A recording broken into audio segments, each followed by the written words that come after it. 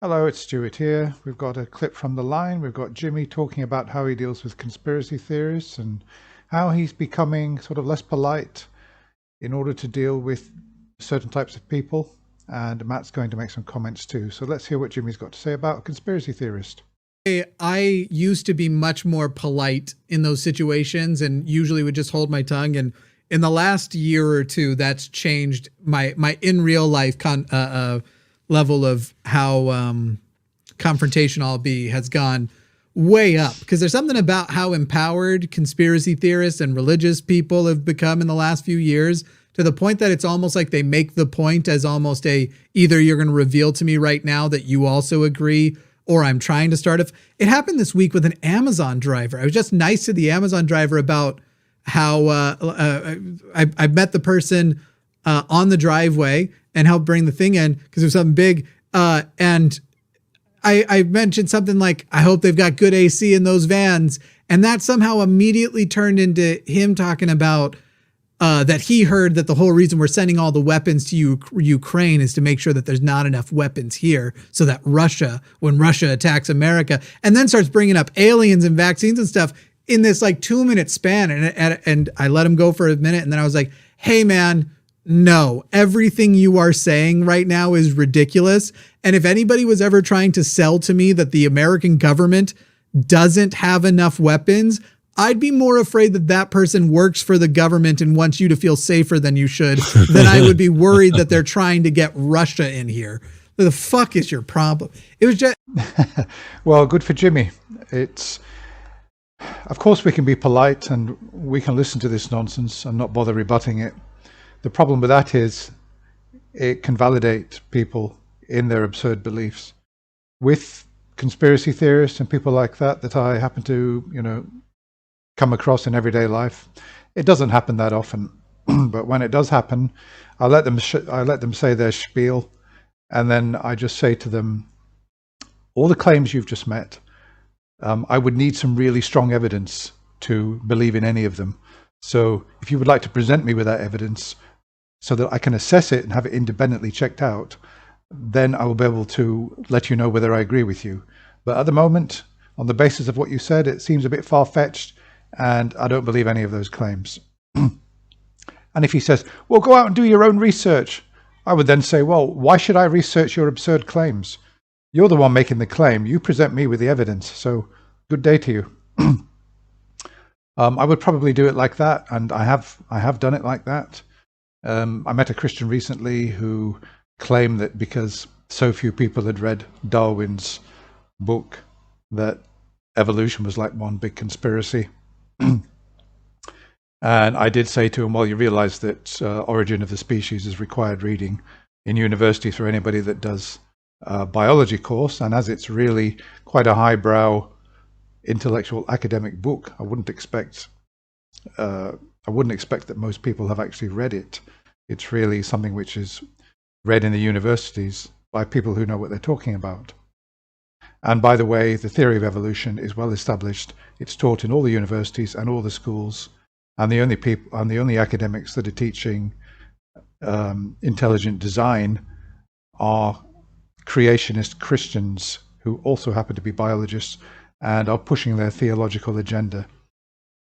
So I do try to rebut these claims when I'm out and around. If I had a taxi driver who was speaking this nonsense to me, I wouldn't rebut him while he was actually on the journey. I would wait till the end of the journey as I was getting out of the car, and I would lean through the window and say something similar to what Jimmy said, that this is ridiculous. I don't believe in any of your claims. And if you'd like to submit written evidence to support your claims, I will take them into consideration. So fortunately, that happens very rarely, but let's listen to what Matt's got to say. So my amount of politely keeping things to myself has gone away. But this is also true of like in traffic. I now roll down the window and flip people off who cut me off. And I used to just do nothing. I don't anymore. I'll briefly tell this, and then I want to get on to. That's funny. Matt says I don't anymore, which means that, oh yes, he used to. Our theist caller. Yeah. Kristen was down here, and she can vouch for this. I've probably told the story a little bit before. Some guy in a truck pulling a trailer cut us off, and I did what I always did, which is drive up right next to him and fucking flip him off. I hate inconsiderate drivers. I'm the guy that uses turn signals in parking lots. I'm the guy that goes out of his way to make sure I'm not inconveniencing anybody on the road. And so I definitely have what counts as road rage when it comes to inconsiderate drivers. And I flipped this guy off, and he chased us down and around for a while. And when that happened, I promised her that I would not flip anybody off again. I have since broken that promise, although not when she's with me, because we're not together anyway. Yeah, so you do, Matt, don't you? You do, only not when you've got a passenger. So when you said you don't, that's not true. You do. But if I ever was in a position where I was driving, I would not do that next to her because it was terrifying. This guy was jumping across curbs while pulling a trailer with a truck to try to and try to run me off the road. And because there are other people involved, I don't tend to put people at risk. Arden gets irritated with me when I do anything even close to that, and she is right to, and I am working to stop doing anything like that. Yeah, okay, so just me commenting on that briefly. I learned to drive about 35 years ago, and when I first started driving, I admit that in the first year of my driving, when I thought I knew everything, I gestured to people if I was cut up or anything like that. And I was giving a friend a lift on one occasion, and I flipped somebody out for bad driving. And he said to me, "Stuart, what are you doing? Do you want to get yourself killed?" I said, "What do you mean?" He said, "You don't realize how many nuts there are out there. You're prepared to flip somebody out and gesture to them. There are people who are prepared to do a lot more than that. And if you meet one of them, you might pay for what you've done there with your life. All you do is, if somebody cuts you up or if somebody beeps at you or anything like that, all you do is you put your hand up and you say sorry and you go on your way. The object is not to prove a point over people. The object is to get from A to B as safely as possible." And since he said that, I thought, actually, you know something, he's right. You don't know what nuts are out there. And I've heard about road rage incidents, as Matt said, where you've been chased down by somebody who's a complete lunatic and they're trying to run you off the road. So what's the point? If the incursion's happened and somebody's been bad-mannered, it's already happened. There's nothing you can do about it. And if they beep you, you could diffuse the situation by just simply holding up your hand, acknowledging it, saying, "Okay, peace, man. Let's just go on our way. That's fine." But if you're going to shake your fist and gesture to them or wind down the window, that's not really the way to do things if you want to preserve your safety. Now, I've done some wrong things. For example, in car parks, I was parking in a car park once, and all the places were taken bar one. I had a disabled person in the seat next to me, and she was in pain and she needed to get out of the car. And I did something I probably shouldn't have done. I nipped into a space that really somebody else should have gone into.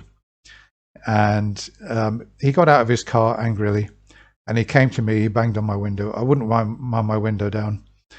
I wouldn't get out of the car and face him. Yeah, I'm a coward. I wouldn't get out of the car and have a bit of, no, I wouldn't do that. I sat there, and he was banging on the window. "Excuse me, I want to talk to you. I want to talk to you." And eventually, I looked through the window, and I said to him, "Mate, you're in the right and I'm in the wrong, but I'm not moving." And you know what he did? He laughed. He laughed and he said, "Oh, all right." And he just went away.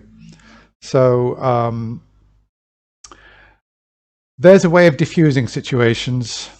And obviously I wasn't going to get out of the car and expose myself to any risk there. But generally speaking, I think that my friend's advice was correct. And even if you're in the right and they're in the wrong, if you just hold your hand up as a gesture of sort of goodwill, that will diffuse the situation. It means you won't have to go through what Matt went through and be chased by a lunatic down the road, somebody trying to run you off the road. So anyway, that's about it.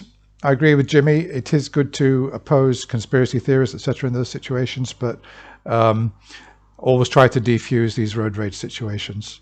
That's all. Bye for now.